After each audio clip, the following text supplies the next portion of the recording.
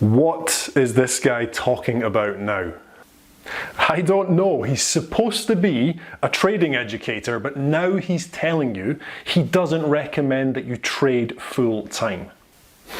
I don't know. Sometimes I think he is crazy. I've been told he has a split personality and can be found talking to himself. Well, I mean, you do know he's Scottish, right? Well, that kind of makes sense, I suppose. Are you trying to tell me he's most likely drunk? That's what I heard. I mean, they're supposed to be drunk most of the day, and they also run around wearing skirts. Well, that explains it.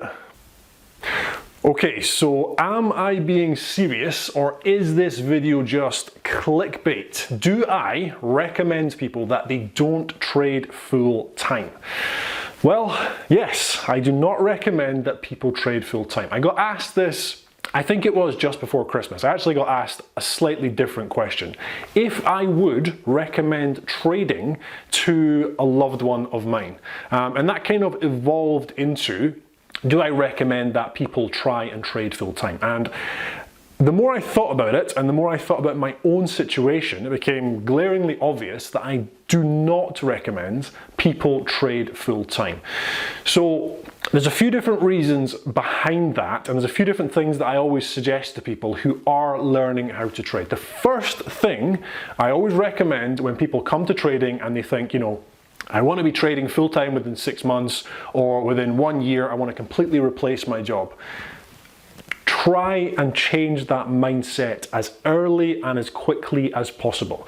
Now, some people may think, that sounds really defeatist. When I get into something, I want to have my goal and I want to work toward it. But what you're actually doing with trading is you're setting yourself up 99% of the time for a very painful, very expensive failure.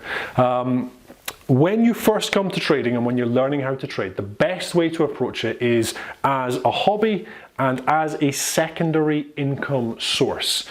When I first started trading, and up until this day, I have always had other sources of income. And I think that's very, very important. I'm actually going to do an entire video on multiple sources of income in a future video. Now, the reason for that is, with trading, it's not unreliable, but it's very, very unpredictable. Meaning that if you simply came to trading, so when I first started trading, and I left what was the main income source for me at the time, I had a building company, a constructing company.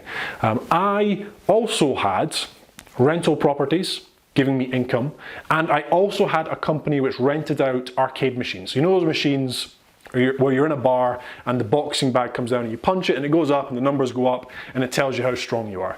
So I used to rent those things out because drunk guys, especially in Scotland, they like to punch things. So if they can put £1 in my machine, it makes me money as they are doing the punching. Having other sources of income is really, really helpful because you've got to think about trading in terms of kind of ebbs and flows. I never know which week I'm going to make money.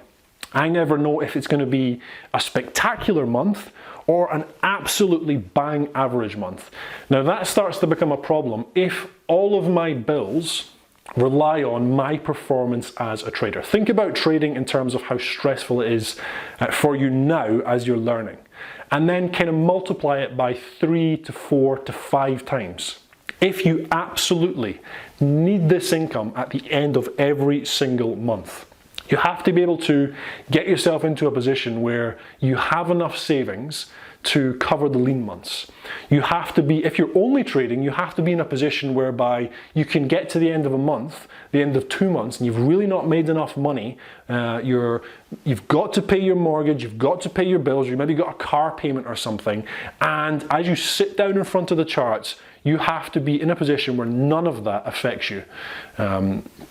The stresses of losing money are hard enough. If you are losing money and you're thinking to yourself, if I don't make money this month, I might lose my house. It's an incredibly intense, high pressure situation to put yourself in. Now, if you can kind of flip it around a little bit, and although you are trading for income, and maybe it's making you your main income as a job, but you have other ways of making money, or you have another plan, you have enough savings that, okay, if I lose money trading over the space of 6 months, my get out clause is I then use my savings to live and I start looking for another job. By having those things in place, it takes a lot of the pressure off of your shoulders. And that is the absolute truth. I don't care if other people won't tell you that. I don't care if other people say, I make X amount of money trading, just buy my course and you can do it too. They've got the income from you buying the course. They've got the income from you sitting in their live rooms, etc. That is their safety net. It's much easier as a trader to kind of go through the month understanding that it's almost like an additional income for you. And then you can get to the end of the month, and as your account grows and grows and grows, you could be making, £3,000, £4,000, £5,000, £6,000, £7,000, and it can be paying all your bills, but you know you have safety nets. It's so important as a trader. I would never recommend, especially not one of my loved ones, to get to a position where they've been making money for, I don't know, let's say 6 months. Or maybe even 8 months, 9 months, 10 months as a trader. And then I would say to them, okay, leave your job and just start trading live. It would take a much longer period of time until they had the savings behind them, until they had the safety net built in with additional savings on top of that to kind of refund the trading account and to cover all your bills in those lean periods. You have to have those safety nets. If you don't, then the pressure of going through the losses becomes almost impossible to deal with. So yeah, relatively simple video, I suppose, but I got asked that, as I mentioned, just before the Christmas holidays, and it really kind of played on my mind, and I really thought about it. And then I started to realize, okay, well, yeah, a lot of people come to trading and they just think, I'm going to learn really fast, I'm going to, completely quit my job as soon as I start making consistent profits. The thing with trading is, over the space of a year, over the space of 2 years, you're going to find areas in the year where you're not making as good money, and then you're going to find areas in the year where you're making much better money. And you have to be in a position where you can kind of ride those ebbs and those flows. If you just instantly leave your job with, let's say a small trading account behind you, when you have those lean months, you then have to take money out of the trading accounts because you're not making the profits to pay for your bills. That then drains your trading account.